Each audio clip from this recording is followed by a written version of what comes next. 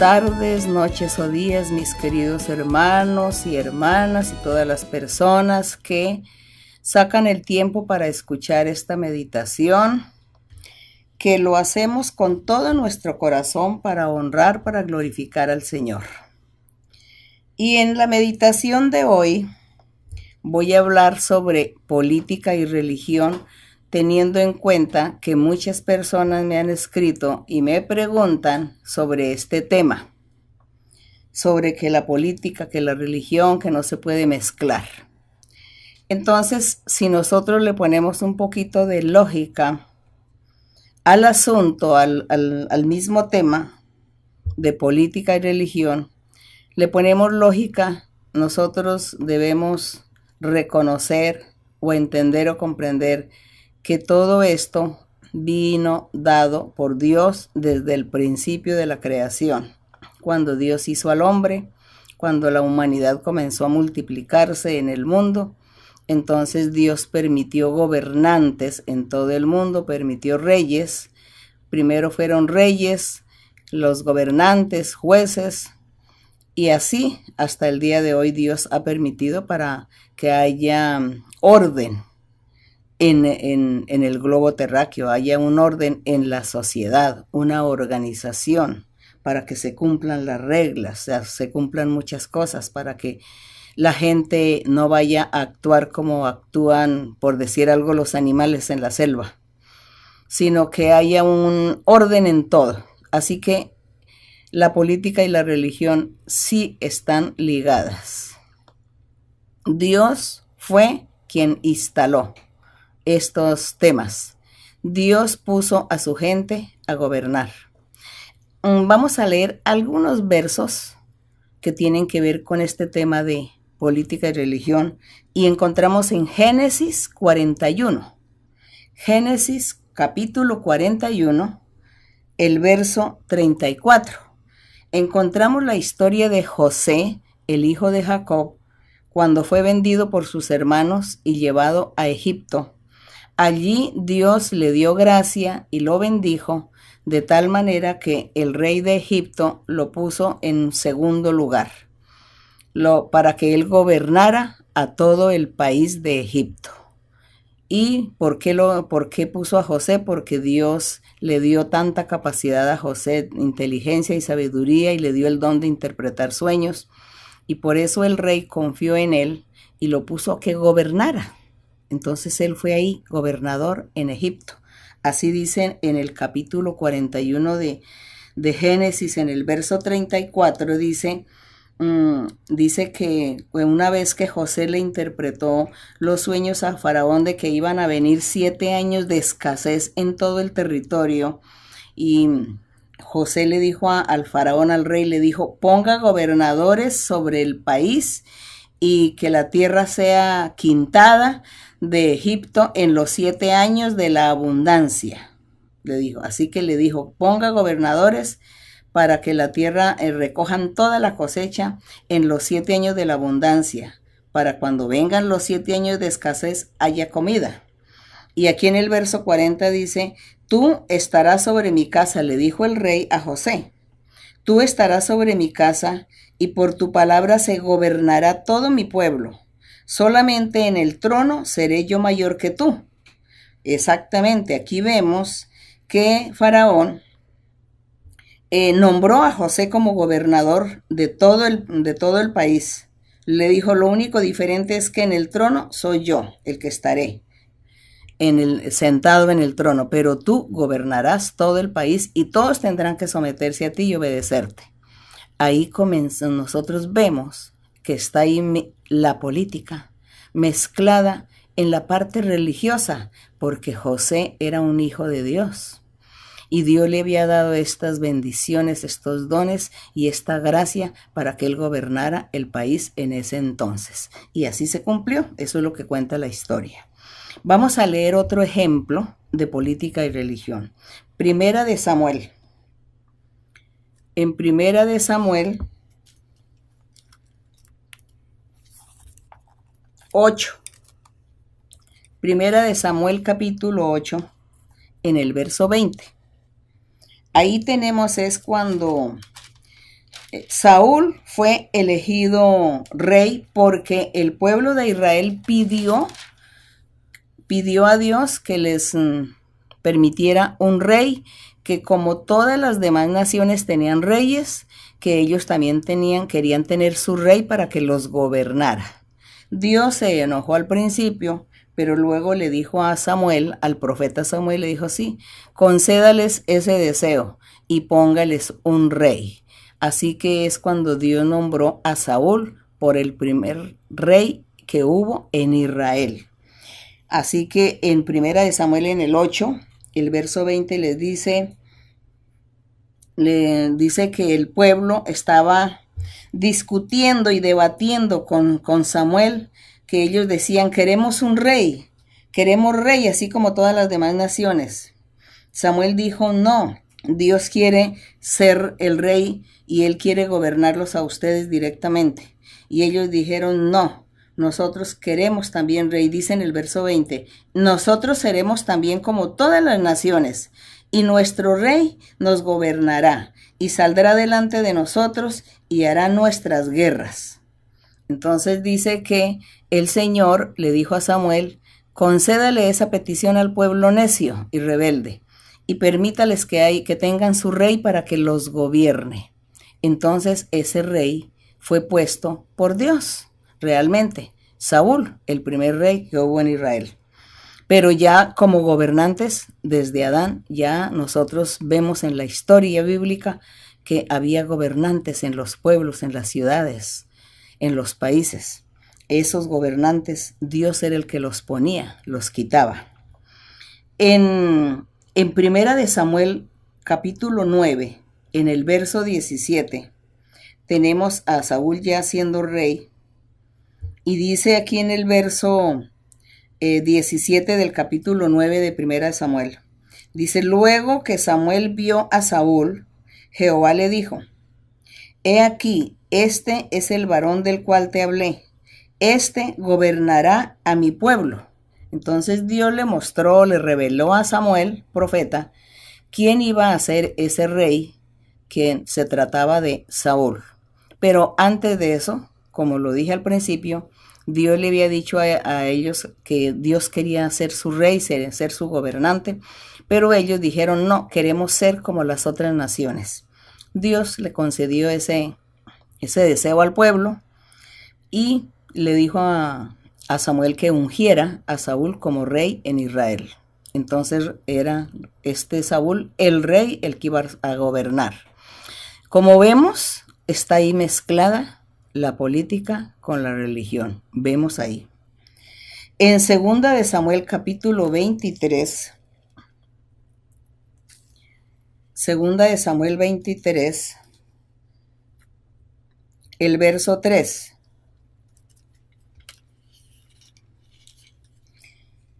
En Segunda de Samuel capítulo 23, en el verso 3, está David disertando o dando un discurso ya en sus últimos días de él, que decía en el verso 3 o en el 1, dice, estas son las palabras postreras del rey David. Y dijo David, dijo aquel varón que fue levantado en alto, el ungido del Dios de Jacob, el dulce cantor de Israel. El Espíritu de Jehová ha hablado por mí y su palabra ha estado en mi lengua. El Dios de Israel ha dicho, me habló la roca de Israel, habrá un justo que gobierne, dice. Habrá un justo que gobierne entre los hombres, que gobierne en el temor de Dios. Aquí estaba David profetizando, ya para él morir, que Dios le había revelado que en el futuro iba a enviar a un rey, a un justo, que iba a estar gobernando a la humanidad y que ese justo iba a gobernar con justicia, iba a ser perfecto su gobierno. Aquí se trataba del Señor Jesucristo. Y eso es verdad porque nuestro Señor Jesucristo fue rey, es el rey.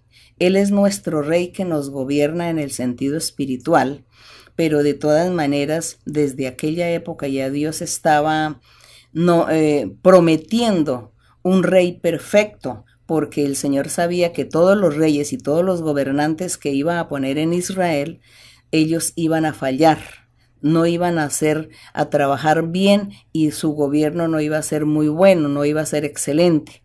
Entonces, como el Señor sabía los fracasos y los errores de todos esos gobiernos, Él dijo, para el futuro yo les voy a levantar un rey perfecto, un justo que va a gobernar a la perfección. Y se trataba pues del Señor Jesucristo. Por eso pues hoy en día nosotros estamos gozando del Señor Jesucristo, de su reinado, de su gobierno. Claro, el gobierno espiritual.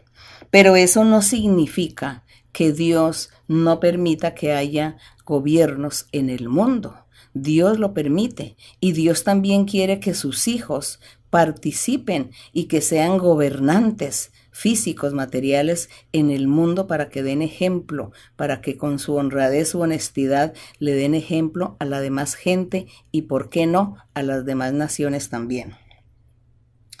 Eso es lo que Dios quiere. Aquí en Primera de Reyes, en el capítulo 3, en Primera de Reyes capítulo 3, en el verso 9, Salomón, sabemos nosotros que Salomón fue rey en Israel también. Después de Saúl fue David, luego sigue Salomón. Y Dios también le hizo promesas a Salomón. Y en el verso 9 el Señor le dice, Salomón ora a Dios y le pide sabiduría. Y le dice Salomón al Señor, gracias Señor porque tú me nombraste rey, me pusiste como rey en Israel para gobernar a este pueblo. Me parece tan difícil gobernar este pueblo. Dame sabiduría, dame inteligencia para saberlo gobernar. Y aquí en el verso 9 le dice, da pues a tu siervo corazón entendido para juzgar a tu pueblo y para discernir entre lo bueno y lo malo, porque ¿quién podrá gobernar tu pueblo tan grande? Y dice que a Dios le agradó mucho la oración de Salomón, que le hubiera pedido al Señor estas cosas, que por eso es que Él lo llenó de sabiduría y lo enriqueció, y lo bendijo y lo prosperó. Y el gobierno de Salomón fue un gobierno muy brillante, muy lleno de triunfos, de victorias. Así que ahí vemos la política con la religión. Están de la mano, ellas van ligadas, van de la mano las dos. Si no hubiese política, es decir, si no hubiese gobernantes, entonces sería un caos, un desorden. Cada uno haría lo que mejor le parecía. Pero no, Dios puso un orden en ese globo terráqueo a la humanidad. Y entonces Dios por eso permite. Entonces no sé por qué la gente se enoja y la gente se disgusta, porque dicen que por qué van a mezclar política con religión. Entonces que no exista política, que exista solo religión. Entonces ¿quién gobierna? ¿Quién pone la disciplina, las reglas, las ordenanzas, las leyes físicas y materiales, el orden en medio de la sociedad? Entonces ¿cómo se haría eso? Sería un desorden. Dice que en Proverbios y en Eclesiastés que aún los animales tienen sus gobiernos y su orden, su organización, que las hormigas mismas, las colmenas de abejas, ellos tienen su organización. Hay un gobernante que los dirige, que los enseña, les corrige, y entonces todas las cosas funcionan bien y todos pueden hacer bien su trabajo. En los seres humanos con mayor razón. Así que nosotros no tenemos por qué echar abajo todo lo que Dios ha instalado desde el principio. No tenemos por qué ser necios. Nosotros con nuestra necedad nos ponemos a pensar y a hablar lo que no sabemos, lo que no entendemos, lo que no comprendemos. Es mejor leer la Biblia y aprender los caminos de Dios. Aquí vamos a estar mirando en Segunda de Crónicas. En Segunda de Crónicas, en el capítulo 7, en el verso 18, que habla también de un gobernante. También aquí habla del mismo gobernante Salomón, Segunda de Crónicas 7, 18, y dice, yo confirmaré el trono de tu reino. Le está diciendo Dios a Salomón, confirmaré el trono de tu reino como pacté con David tu padre, diciendo, no te faltará varón que gobierne en Israel. ¿Sí ve la promesa del Señor? El Señor hizo esa promesa maravillosa que no faltaría a un personaje que gobernara en el pueblo y que supiera gobernar. Pero sí, el Señor permitió muchos reyes, muchos gobernantes en Israel, muchos jueces hubo, y ellos pues anduvieron por el camino torcido, por el camino del error, no hicieron la voluntad del Señor, no hicieron lo correcto. Entonces Dios, por eso es que el Señor prometió para el futuro que Él estaría mandando a su rey perfecto, que Él sí sabría gobernar a la gente. Entonces nuestro Señor Jesucristo el día de hoy, Él nos gobierna en el sentido espiritual, nos está gobernando. ¿Y de qué manera?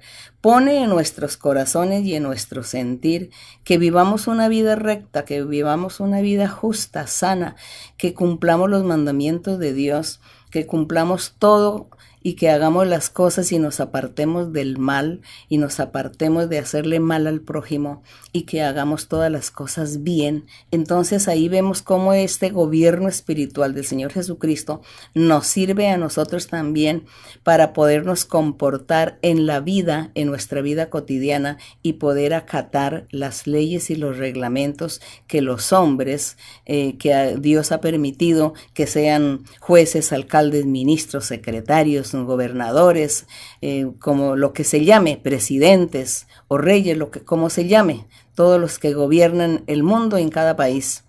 Y nosotros con ese cambio de vida y esa transformación que hace Dios en nuestro corazón, hace que nosotros obedezcamos, nos sometamos, nos sujetemos a la voluntad de estos gobernantes, a las leyes, y que hagamos y cumplamos todo cabalmente y demos buen ejemplo a los demás.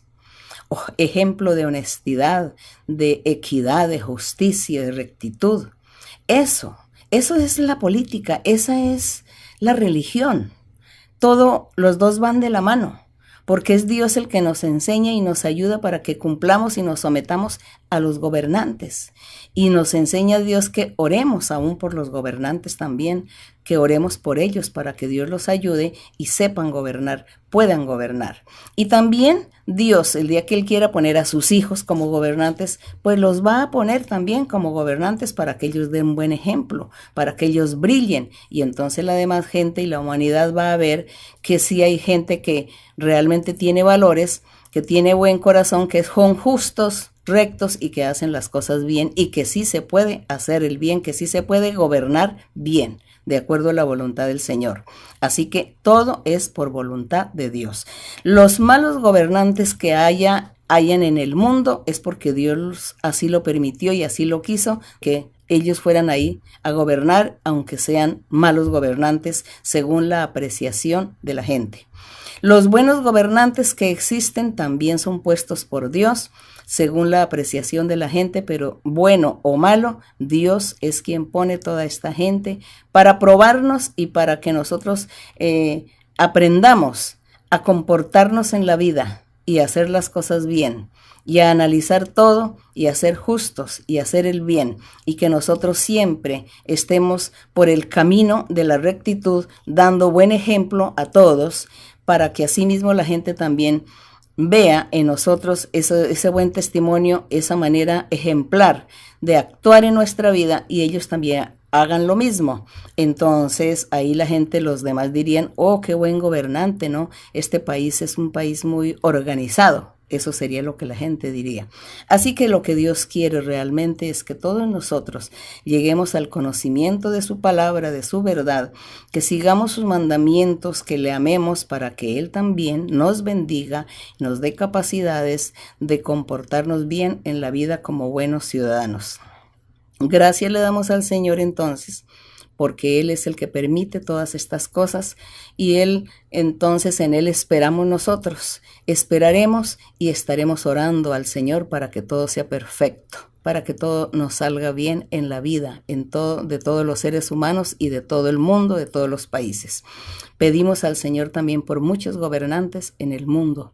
Pedimos que toda la gente conozca a Dios para que todas las cosas marchen bien, para que todo funcione como Dios quiere. Estaremos orando al Señor en este momento. Bendito Dios Todopoderoso, Padre de nuestro Señor Jesucristo, Padre de nuestro Rey, ese Rey que tú pusiste, mi Señor, para gobernar el mundo, para gobernarnos a nosotros, ese Rey que está reinando y gobernando hoy en el sentido espiritual, que está limpiando nuestras almas, transformando nuestros corazones y ayudándonos a llevar una vida santa y recta delante de ti. Gracias, Padre Celestial, porque todas estas cosas te las debemos a ti y eres tú el único que puedes cambiar y transformar la vida de los seres. Eres tú el único que puedes transformar y cambiar también las malas actitudes del hombre, de los seres, de la humanidad. Eres tú el único, Señor, que puedes transformar, que te puedes dar la verdadera paz, la verdadera felicidad. Ayúdanos, Padre Celestial, ayuda a los gobernantes para que hagan las cosas bien. Dales un corazón limpio, una buena conciencia, para que ellos todo lo hagan con amor a los seres, al prójimo. Padre Santo, tu mano poderosa sea bendiciendo todos aquellos para que hagan las cosas bien, que todo sea de tu agrado, mi Padre.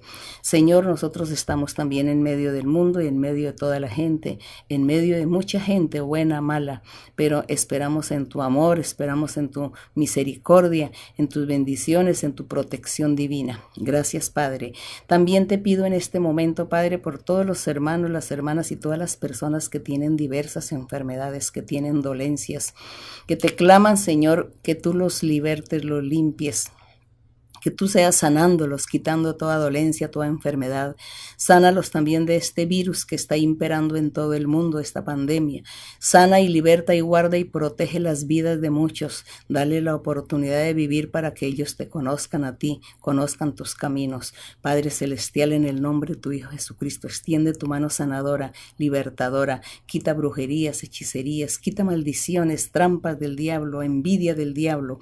Destruye la obra maligna. Dale gozo a cada corazón, a cada vida, a cada ser, a cada hombre, cada mujer. Dales alegría y dales felicidad, tranquilidad y paz. Gracias, mi Padre, en el nombre glorioso de Cristo Jesús, tu Hijo amado. Te lo pido, mi Señor. Tu misericordia es para siempre y gracias, Padre, por todas tus bendiciones y tus beneficios. Gracias, aleluya. Vamos a estar cantándole al Señor ese coro 136 que titula Cristo es mi fuerte, el coro 136. Cristo es mi fuerte en la tentación, me consuela en la dura aflicción